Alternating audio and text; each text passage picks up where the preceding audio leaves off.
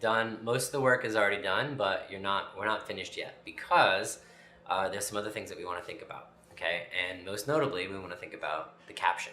And there's no like right or wrong way of doing this, but I think if you think about the caption as an opportunity to tell a story, I think it really helps your overall like approach to Instagram, which is, well, at least the way I think about it is it's a storytelling platform.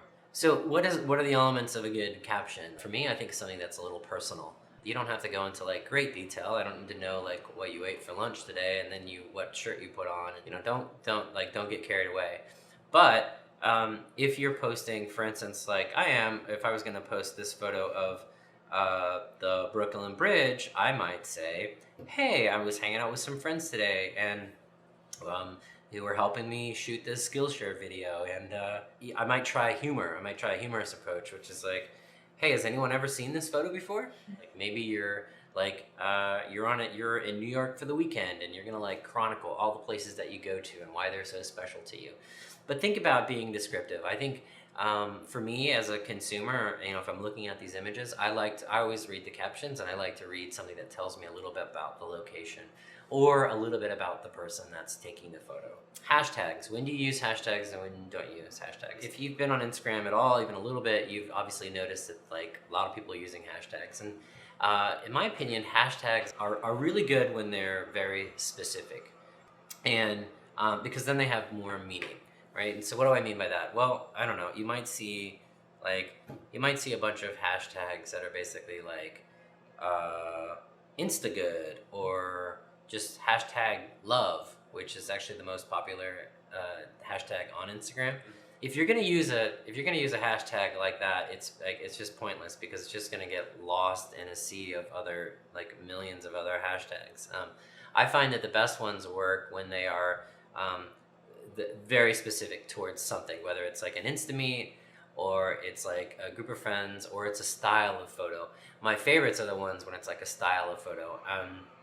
My good friend Garrett came up with a hashtag, we the peephole, and it's a style of photograph where he finds a natural peephole in the wild and shoots through it, and it's kind of like a perspective shot.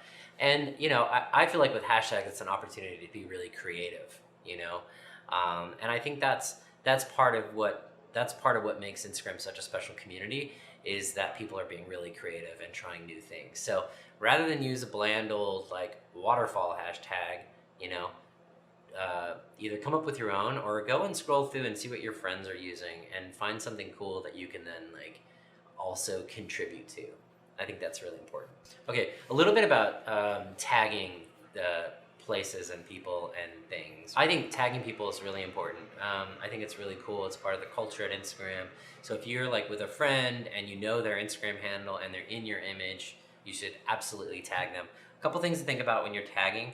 Don't tag someone in the lower left corner, because when you post to Instagram, that little person icon is going to show up and like you won't be able to actually like read the name. I try to tag it like kind of like above where the person is so people can like clearly identify who the person is.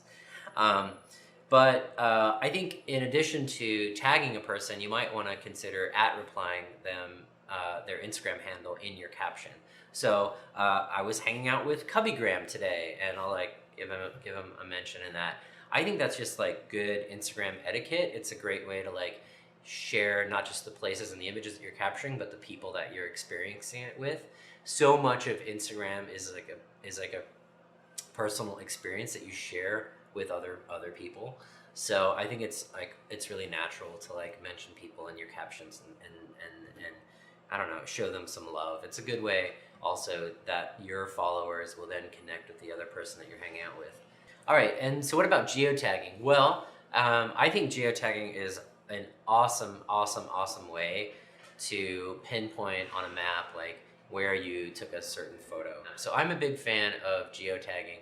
Now, some people and people who I'm friends with and people who I follow on Instagram and have a lot of respect for, some people do not geotag their photos. And there's reasons that you may not want to. One is that you have discovered a really amazing spot, and as a photographer, you just don't want everybody flooding and going there and taking the same exact photo.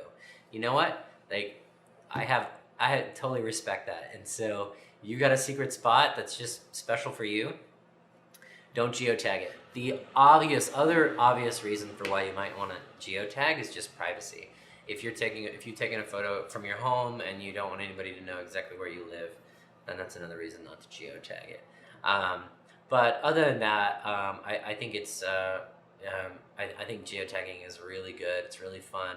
It's a great way to sort of keep track of where you've been and the places that you go, and it also like encourages people to go to those same places. And I'm all for it. So anyway, that's my little spiel on geotagging.